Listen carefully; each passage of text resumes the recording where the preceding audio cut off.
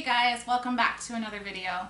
Today's video is going to be on parental alienation and narcissism. This video came to me as a request from one of my subscribers. You guys know how much I love video requests. I want to make content you guys want to see, so if you do have requests, please leave them in the comments below. So parental alienation and narcissism is something that we do see a lot between co-parents where one parent is a narcissist and the other one is not. And just a general definition of parental alienation is when one parent, usually through manipulation, convinces a child that the other parent is bad. And this does happen a lot in narcissistic dynamics, however, it doesn't have to. There can be co-parenting situations on which this happens when one parent isn't a narcissist. It can happen out of anger or even sometimes unintentionally because negative emotions are projected onto the child about the other parent. Although narcissists are a little bit special with it because usually it's done intentionally to hurt the other parent. You can kind of see it as a form of attack against the non-narcissistic parent, is a way to smear campaign the child against the other parent. And for the purposes of this video, I'm going to refer to one parent as the narcissistic parent and the other parent as the innocent parent, just so we don't get too confused. So in narcissistic parental alienation, the narcissistic parent will manipulate the child into believing that the innocent parent is flawed, damaged, bad, doesn't love them, doesn't care about them on purpose. This is not a gender-specific process either. Female narcissists can do this, and male narcissists can do this as well. It's not one or the other. And what can be particularly nasty about narcissistic parental alienation is it isn't always just a narcissistic parent doing it. It can be other sources of supply that the narcissist has acquired.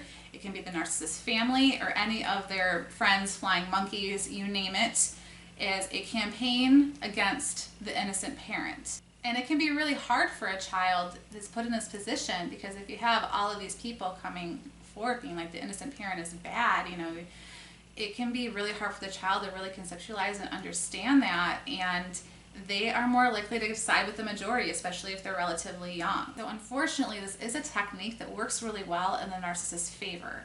And it's also very, very sad that this is actually technically, in my mind, a form of child abuse. Unfortunately, our legal system is really behind in really recognizing that.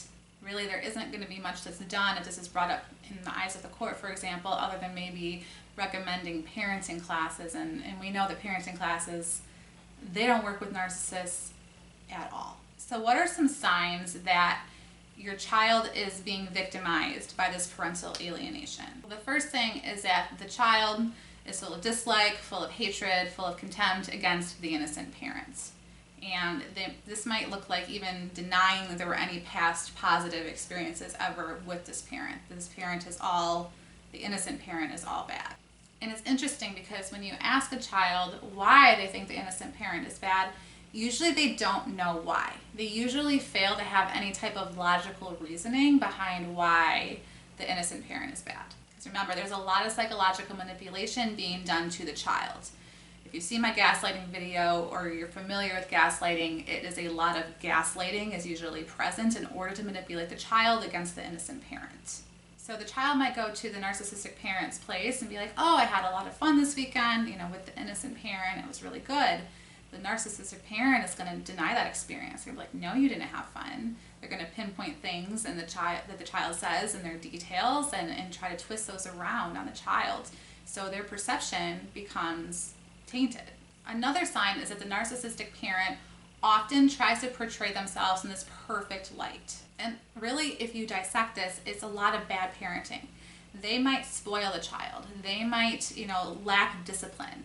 And then when the child goes to the innocent parent's house who, has boundaries, has rules, tries to enforce them, that uses more evidence that the innocent parent is bad to the child. Because again, this often happens or starts happening when a child is relatively young and very impressionable. They'll use examples of discipline that the innocent parent has tried to conduct with the child as like, oh my gosh, that sounds totally unfair to you. Man, that wasn't very nice of your mom or your dad to do that.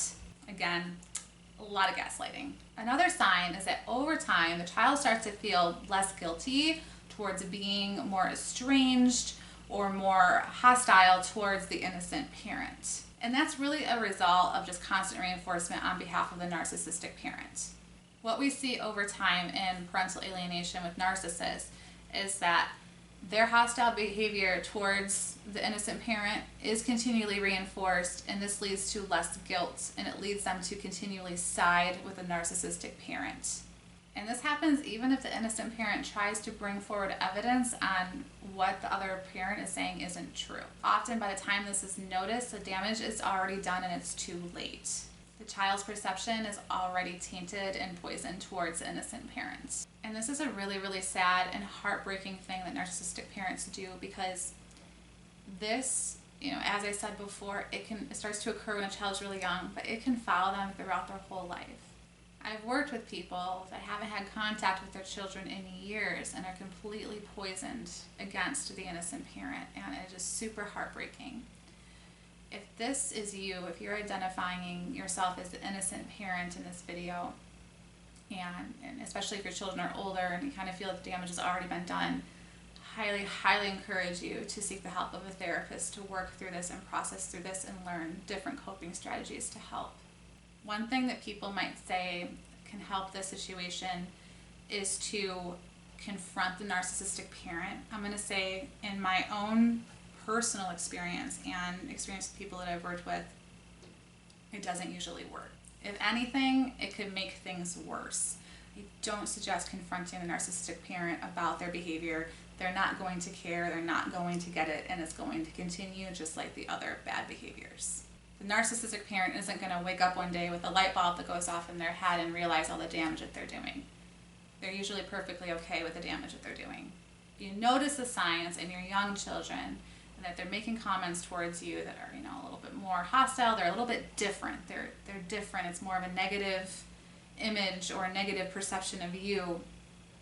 At that point in time, definitely take that moment to correct and set the record straight. That would be my best advice for people with small children out there that feel like this might be happening in their dynamic. If a child comes home and dad said this about you or mom said this about you, really take the time to sit down with your child and actually talk about that, talk through it, validate their feelings, and feel that it is completely okay for you to correct misinformation about yourself. I hope this video was helpful in learning to identify signs of parental alienation and some things that you can do to kind of help cope through that. If you do have questions, or if you want me to talk more about this topic, leave a comment below. I try not to make these videos super, super long, because I know people don't like to watch super long YouTube videos, because there's definitely a lot more I could say about this topic. This topic is actually quite personal to myself. So if you want to see more, I can definitely make more videos on this topic, or if anything is clarifying, let me know below. Again, if you like this video, make sure you give it a thumbs up. If you're new here, hit that subscribe button, join this community. I love making these videos for you guys.